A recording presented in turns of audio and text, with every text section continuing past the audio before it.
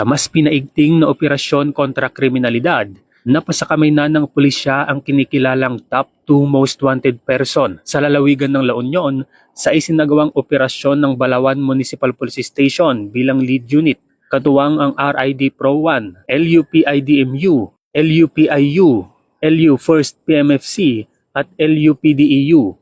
Ang operasyon ay isinagawa sa Barangay Barakbak Este, Balawan, La Union, alinsunod sa warrant of arrest na nilagdaan ni Honorable Marita Bernales Balyuging, Presiding Judge, Regional Trial Court, 1st Judicial Region, Branch 34, Balawan, La Union, na nagresulta sa pagkakaaresto kay alias Jomar, 42 taong gulang, may asawa, isang STL agent, at residente ng Sinapangan Sur, Balawan, La Union, kaugnay sa kasong murder na walang kaukulang piyansa.